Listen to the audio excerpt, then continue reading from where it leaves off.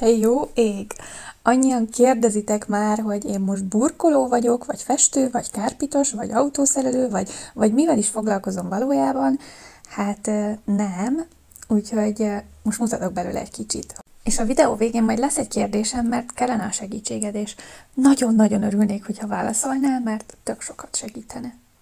Na kezdjük is ezzel. Ez a kütyű már kismillió egyszer mentette meg az életemet, és a begyűjtött csomagokat minden egyes alkalommal ezzel nyitom ki, még a kocsiba, mert egyszerűen nem tudok várni. Szóval nézzük is. Napok óta vártam erre a csomagra, és annyira izgultam, hogy jók lesznek-e, mert ezek a dobozok, amiket mutattam, egy különleges termékhez készültek, és itt pedig láthattok mindenféle színes gumikat, amik szintén arra az új termékre készülnek.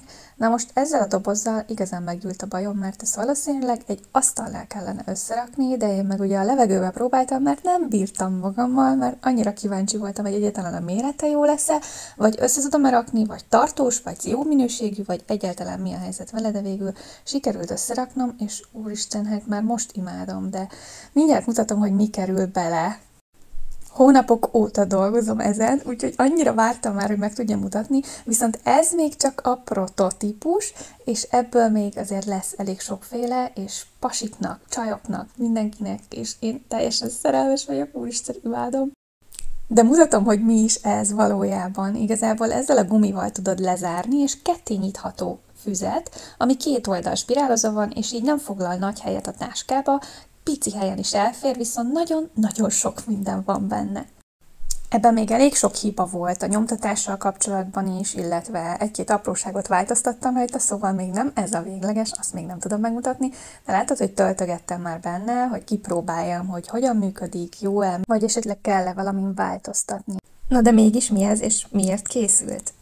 Aki ismer, az tudja rólam, hogy én állandóan rohanok, sohasem tudom, hogy hol áll a fejem, és igazából annyi mindent kellene állandóan csinálnom, hogy egyszerűen nem haladok semmivel, és semmit nem tudok befejezni.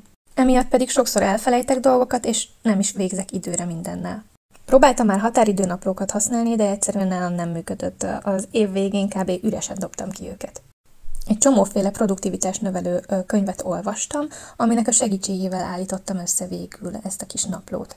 Nagyon sokféle dizájnt készítek belőle, és különböző feliratokkal, a név pedig aranyozva kerül rá minden egyes darabra. Nyugtassatok meg, hogy nem csak én vagyok ilyen szétszórt, és nem csak én felejtek el dolgokat.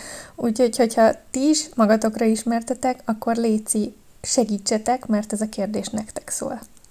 Vagyis két kérdés lesz, és az egyik az, hogy ti örülnétek-e egyáltalán egy ilyen naplónak, hogy van-e értelme, a másik pedig, hogyha igen, akkor milyen színűnek örülnétek, milyen színűt szeretnétek, mert akkor tervezek olyat is. Írjátok meg kommentbe, és hozom akkor az újabb videókat, hogyha készülnek ilyenek is. Sőt, akár a szakmádat is megírhatod, mert akkor ahhoz kapcsolódó borítót tervezek.